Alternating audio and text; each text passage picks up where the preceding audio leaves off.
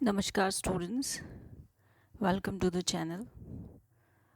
आज के इस पहले हिंदी में डाले गए वीडियो में हम शिक्षा के ऐतिहासिक विकास को देखेंगे कि किस तरह से शिक्षा कदम दर कदम वृद्धि करती चली गई और हमारे समाज में विकसित होती चली गई।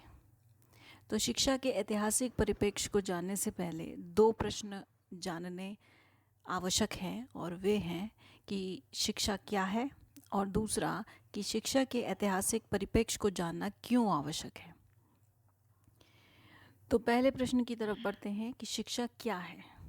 तो शिक्षा को यदि संक्षेप में परिभाषित किया जाए तो शिक्षा एक ऐसा चर है, एक ऐसा वेरिएबल है जो कि आप अन्य चरों के साथ सहसंबंधित है।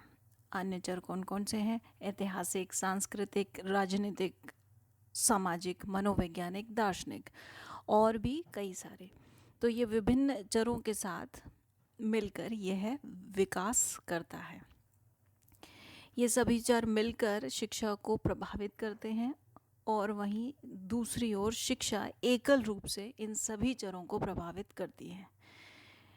और यहाँ पर दूसरी लाइन जो कि है, शिक्षा शून्य में नहीं चलती है। उसका मतलब ये हुआ कि शिक्षा जो है वो एक ऐसा चर है जो कि अकेले नहीं चल सकता। उसको वृद्धि और विकास के लिए समाज की आवश्यकता पड़ती है और समाज में रहकर समाज के साथ वह वृद्धि और विकास करता है और उसी के साथ साथ अन्य चरों से भी वह प्रभावित होता है और उन्हें भी वह प्रभावित करता है।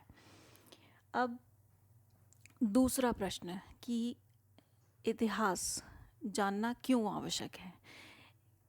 तो इसके लिए कहा जा सकता है कि शिक्षा के इतिहास को जानने के बाद एक विद्यार्थी या एक शिक्षक या एक व्यक्ति उन सभी तथ्यों को, उन सभी विचारों को, उन सभी गलतियों को जान पाता है जो कि पास्ट में हो चुकी हैं। उन सभी चीज़ों को जान के उनमें हुई कठिनाइयों को समझते हुए उससे किस तरह से बाहर निकला जाए, किस तरह से उसके साथ डील किया जाए, ये सब करने के लिए हमें इतिहास पढ़ना ज़रूरी है। और इसके अलावा इतिहास पढ़ने से हमें पता चलता है कि किस तरह से समाज में वृद्धि के साथ साथ शिक्षा का विकास हुआ, क्योंकि शिक्षा जो है और समाज के साथ पूर्ण रूप से जुड़ा हुआ है। अगर इसमें एक पक्ष भी रुक जाएगा, जैसे कि अगर समाज का विकास होता चला गया और शिक्षा का विकास रुक गया तो वह अधूरा रह जाएगा। तो वहाँ पर समाज का विकास पूर्ण नहीं माना जाएगा। तो शिक्षा समाज के साथ साथ आगे बढ़ती है। समय की ज़रूरतों के साथ समाज बढ़ता है और समाज की बढ़ने के साथ साथ शिक्षा परिवर्तित होती रहती है, चेंज होती रहती है। आगे देखते हैं शिक्षा का इतिहास को मेनली मोटे तौर पर 3 भागों में बांट सकते हैं। पहला प्राचीन शिक्षा, जिसको वैदिक शिक्षा भी बोलते हैं, और ये टाइम पीरियड के हिसाब से अगर इसको देखा जाए तो ये 5000 ईसा पूर्व में भारतीय शिक्षा व्यवस्था में देखी जाती थी। सेकेंड है मध्यकालीन शिक्षा, जिसे उत्तर वैदिक काल भी कहा जाता है। और तीसरा है आधुनिक शिक्षा, जो 1600 यानी 1600 ईस्वी से 1947 तक देखी गई, जबकि ब्रिटिश काल प्रारंभ हुआ और 1947 में जब हमें स्वतंत्रता मिली। तो मुख्य रूप से इसे 3 भागों में बांटते हैं, लेकिन इसको वर्तमान में इसके बाद के टाइम पीरियड को, 1947 के बाद के टाइम को हम वर्तमान शिक्षा के रूप में देखते हैं। तो उसको एक और अलग पार्ट में विभाजित किया जा सकता है। 1947 से अब तक जितने भी परिवर्तन हुए, जितने भी एक्ट आए, जितने भी अमेंडमेंट्स हुए, वो सब लास्ट वाले पार्ट में हम रख सकते हैं। तो चलते हैं प्राचीन भारतीय शिक्षा की तरफ। प्राचीन भारतीय शिक्षा मूल रूप से भारतीय दर्शन, भारतीय परंपराओं पर आधारित थी। उस काल में शिक्षा मुख्य रूप से दार्शनिक विचारों पर आधारित थी। किस तरह से बच्चे को जीवन मृत्यु के विचारों से परिचित कराया जाए, किस तरह से उसकी भावनाओं को एक अवधारणा प्रदान की जाए, एक आधार प्रदान किया जाए, किस तरह से विद्यार्थी अपने आप को समझें और अपने आप को समझते हुए एक विशिष्ट दृष्टिकोण को विकसित करें ताकि वह बौद्धिक रूप से ज़्यादा सफल हो सके। और इस काल में शिक्षा का प्रमुख उद्देश्य था कि जितनी भी मानसिक गतिविधियां हैं, जितने भी विचार हैं, जितने भी तथ्य हैं, उनके साथ भौतिक दुनिया के बीच से संबंध स्थापित करना। अर्थात किस तरह से हम मटेरियलिस्टिक लाइफ यानी भौतिक दुनिया को साथ में चल के को लेते हुए, उसके साथ उसमें रहते हुए हम अपने मानसिक संतुलन को बनाए रखते हुए स्पिरिचुअली अपलिफ्ट हो सकते हैं। यह शिक्षा का प्रमुख उद्देश्य था। चलिए आगे बढ़ते हैं। प्राचीन भारतीय शिक्षा की विशेषताएं देखते हैं।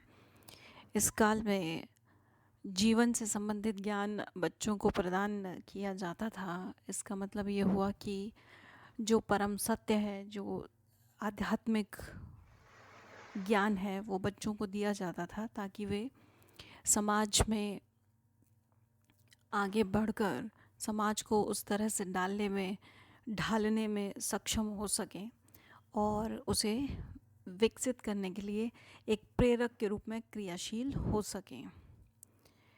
सेकंड, इस काल में विद्यार्थियों के सर्वगीण विकास पर बल दिया जाता था, जिसमें उनके बौद्धिक, शारीरिक, मानसिक, सामाजिक सभी पक्षों को देखा जाता था।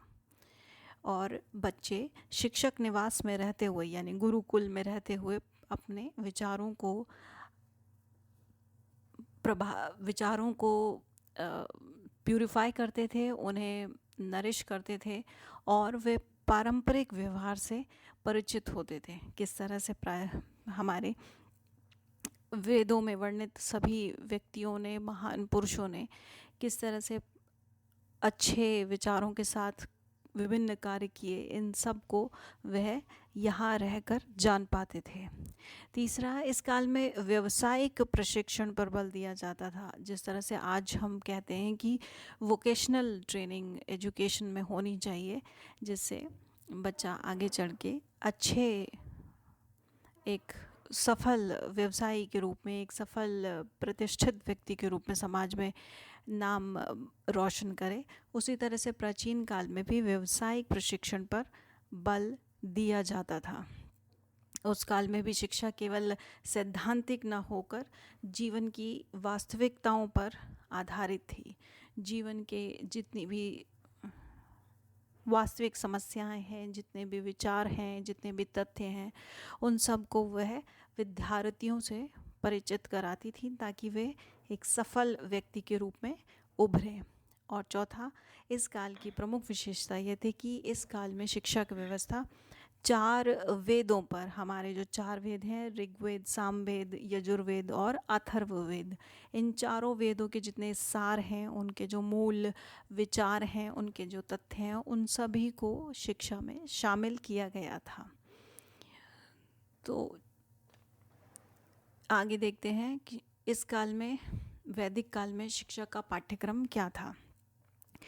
पाठ्यक्रम को करिकुलम कहा जाता है और जब भी शिक्षा की बात होती है तो पाठ्यक्रम का वर्णन अवश्य होता है, क्योंकि पाठ्यक्रम शिक्षा का मेन आधार है, उसका हृदय है। अगर पाठ्यक्रम मजबूत नहीं होगा तो शिक्षा की व्यवस्था हिल जाएगी।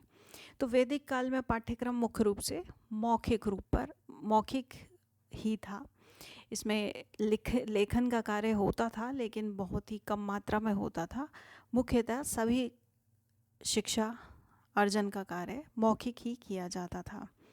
और इस काल में व्याकरण, भाषण कला, ज्योतिष और तर्क जैसे विषय पढ़ाए जाते थे। जिस तरह से आज हम Hindi, English, maths, science, social science अपने बच्चों को पढ़ाते हैं, उस काल में ये सब्जेक्ट्स, ये विषय मेन थे।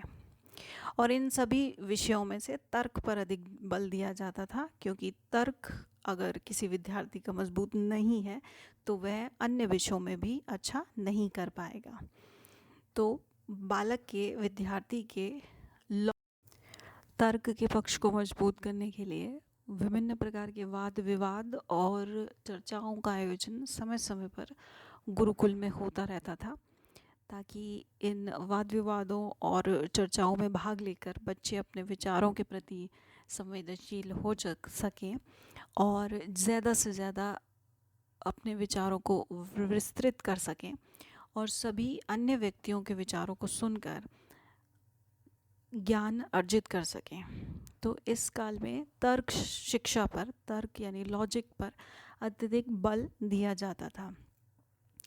और इस काल में, वैदिक काल में, पूरी शिक्षण व्यवस्था मौखिक थी, जिसका मतलब ये हुआ कि जितने भी श्लोक थे, जितने भी तथ्य थे, विचार थे, वो सभी गुरु द्वारा बच्चों को मौखिक रूप से दिए जाते थे और वह इसको अपने सुनकर उसको फॉलो करते थे।